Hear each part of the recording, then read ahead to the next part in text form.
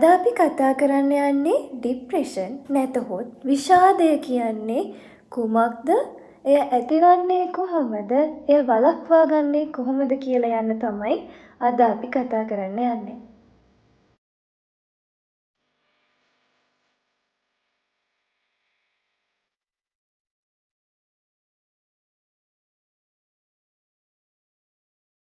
ඉතින් ඇත්තටම කියනවා නම් ડિප්‍රෙෂන් හඳුනාගන්නේ කොහොමද? සහ මෙය හඳුනාගත් පසු එයින් මිදෙන්නේ කොහොමද කියලා දැනගෙන ඉන්න එක ඔබටත් ඔබගේ ආදරණීයන්ටත් විශාල වශයෙන් ඇත්තටම පිටුවහලක් වෙයි කියලා මං හිතනවා. ඇත්තටම කියනවා නම් ජීවිතයේ එදිනෙදා අවස්ථාවලදී අපිට දුක හිතෙන නොයෙකුත් ආකාරයේ දේවල් වෙන්න පුළුවන්. සමහර විට ඔයා හොඳට කරගෙන යන රැකියාව අහිමි වෙන්න පුළුවන්. නැත්නම් ඔයා ආදරය කරන කෙනෙක් ඔයාට අහිමි වෙන්න පුළුවන්. ඒ වගේම ඔයා ඉන්න තැනින් බිඳුවටම වැටෙන්න පුළුවන්. හැබැයි ටික දවසක් යද්දී සතියක් වගේ යද්දී ඔයා රිකවර් වෙනවා. ඒ කියන්නේ ඔයාට ඒක සාමාන්‍ය දෙයක් වෙලා ඔයා ඒ දුක නැති කරගන්නවා. හැබැයි ඒකට නෙමෙයි අපි ડિප්‍රෙෂන් කියන්නේ. ડિප්‍රෙෂන් කියන්නේ ඇත්තටම කියනවා නම් ડિප්‍රෙෂන් තත්ත්වය මේන් ගොඩක් වෙනස් වෙනවා. මේ ෂෝකයෙන් ගොඩ එන්න බැහැ. එතකොට එදිනෙදා ආසාවෙන් කරන කිසිම දෙයක් ඔයාට කරන්න බැරි වෙනවා. ඒ වගේම මේ හොඳට ඉන්න සම්බන්ධතාවල ප්‍රශ්න, ගැටලු නිතරම රණ්ඩු වෙනවා. එතකොට කෑම රුචිය හා අරුචිය. ඒ කියන්නේ ඔයාට හිතෙන්න පුළුවන් වැඩියෙන් කෑම කන්න හිතෙන්න පුළුවන්. නැත්නම් සමහර අය ඉන්නවා කෑම කන්නෙම නැහැ. එතකොට කෙට්ටු වෙන එක, මහත් වෙන එක එක ක්ෂණිකයකින් ඉක්මනට වෙන්න පුළුවන් මෙන්න මේ තත්ත්වය හින්දාම. එතකොට නොසලකිලිමත් රියධාවනය, ඒ වගේම ඒ කියන්නේ ප්‍රචණ්ඩකාරී, ඇත්තටම ඒ කියන්නේ කෝපය ඇත්තටම නිතරම ඇති වෙන්න පුළුවන්. ඒ වගේම මතකයේ අඩු බව, එතකොට ඇත්තටම කියනවා නම් මත්ද්‍රව්‍ය, මත්පැන් පානය වෙනදාට වැඩියෙන් වැඩි වෙන්න පුළුවන්. හැබැයි අපිට තේරෙන්නේ නැහැ ඒක අපි හිතලාද කරන්නේ නැත්නම් කොහොමද වෙන්නේ කියලා. නේද? එතකොට ඇත්තටම කියනවා නම් නිින්ද වැඩියෙන් යනවා. එහෙමත් නැත්නම් නිින්ද යන්නෙම නැහැ. ඒ කියන්නේ අපි සමහර වෙලාවට සමහර කෙනෙක්ට පුළුවන් වෙනවා නිතරම නිින්ද යනවා. නැත්තම් තව කෙනෙක් ගත්තොත් එහෙම නිින්ද යන්නේ නැහැ. පාන්දර වෙනකම්ම ඇඳේ පෙරලි ඉන්නවා. එතකොට ඇත්තටම ඇඟපතේ විවිධ වේදනාවන්, හිස රදය, එතකොට අත්පාවල වේදනාවන් ඇති වෙන්න පුළුවන්. එතකොට මේ වගේ තත්ත්වයන් එකකට වැඩි රෝග ලක්ෂණ, මේ වගේ රෝග ලක්ෂණ ඇත්නම් තමයි අපි යාට විෂාදය නැත්නම් ડિප්‍රෙෂන් කියලා හඳුන්වන්නේ. නැත්නම් ඔයාට හෝ ඔයාගේ යාළුවෙක්ට කෑම අරුචිය තියෙන්න පුළුවන්. නැත්නම් යාර නිින්ද යන්නේ නැති එක තියෙන්න පුළුවන්. එකක් නෙමෙයි, එකක් තිබ්බ කියලා එයාට ડિප්‍රෙෂන් කියලා කියන්න අපි කාටවත් බෑ. මේ රෝග ලක්ෂණ එකක් හෝ ඊට වැඩි වෙන්න ඕනේ එයාට ડિප්‍රෙෂන් තියෙනවා කියලා අපි ඇත්තටම කියනවා නම් දැනගන්න. එතකොට මේ ડિප්‍රෙෂන් මට්ටම සාමාන්‍ය දුකකින් වෙන් කරගන්නේ අපි ඒ විදිහට. සාමාන්‍ය දුක නම් එක්කෝ එක දවසක් තිබිලා නැත්නම් දවස් දෙක තුනක් තිබිලා සාමාන්‍ය මට්ටමටම එනවා. මේ ඩිප්‍රෙෂන් සාමාන්‍ය මට්ටමට එන්නේ නැහැ. ඇත්තටම කියනවා නම් මේ ඩිප්‍රෙෂන් මට්ටම කෙටි කාලයක් යද්දී ජීවත් වීම එපා වෙන්න පුළුවන්. සියදිවි නසා ගන්න පුළුවන්. නැවත ඇති වෙනවා මගේ ජීවිතේ මට ඕනේ නෑ කියන එක. සියදිවි නසා ගන්න එක. ඇත්තටම මේ හරිම භයානකයි. ඇත්තටම කියනවා නම් මේ මං කියපු ලක්ෂණ ඔබට හෝ ඔබගේ ළඟම ආදරණීය කෙනෙකුට හෝ ඔබගේ හිත මිතුරෙකුට ඇත්නම් ඇත්තටම කියනවා නම් අනේ මාව අහන් ඉන්න කවුරුත් නැද්ද? මට මොනවා හරි දෙයක් කියන්න තියෙනවා. ඒ වගේ පුංචි වචන නොසලකා හරින්න එපා කිසි විටකදීවත්. මොකද අපි දන්නේ නැහැ කොච්චර hina වෙලා ඉන්නත් පුළුවන්.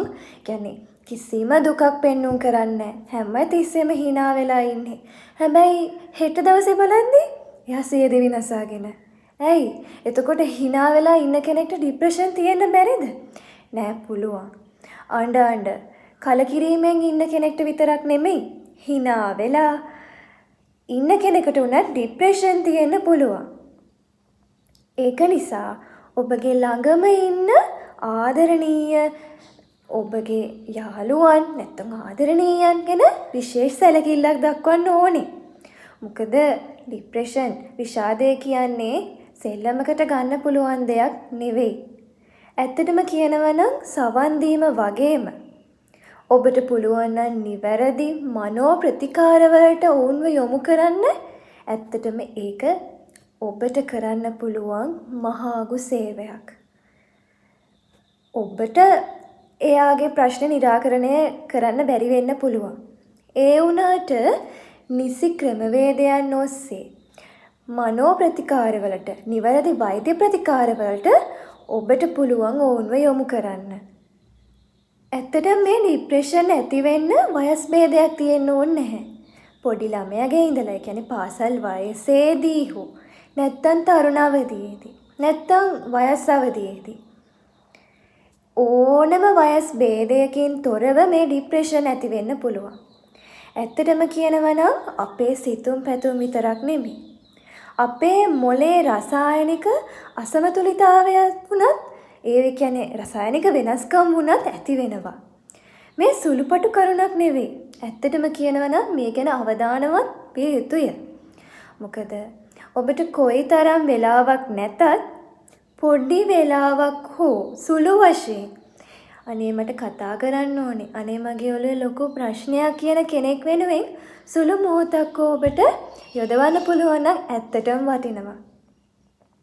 ඒ වගේ දෙයක් කරලා ජීවිතයක් බේර ගන්නවා කියන්නේ ඇත්තටම ඔබට ලොකු, ඇත්තටම මහඟු පිනක් වෙනවා. ඔබට යම් වශයෙන් හෝ මේ ડિප්‍රෙෂන් තත්ත්වයේ මග හරවා ගන්න මොනවද කරන්න ඕනේ? ඔය එක දන්නවද? ඇත්තටම කියනවා නම් ජීවන රටාව වෙනස් කරන්න පුළුවන්. ඒ කියන්නේ දැන් මේ ඉන්න විදිහටම නෙමෙයි.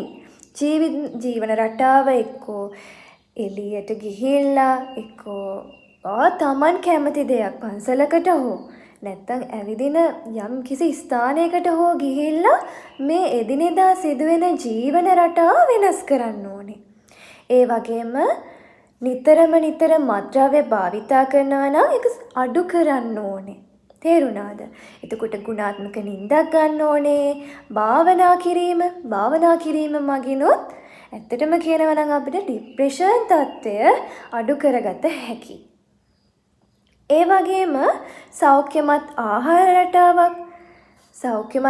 රටාවකට පුරුදු වෙනවා කියන්නේ ડિප්‍රෙෂන් වලට විතරක් නෙමෙයි.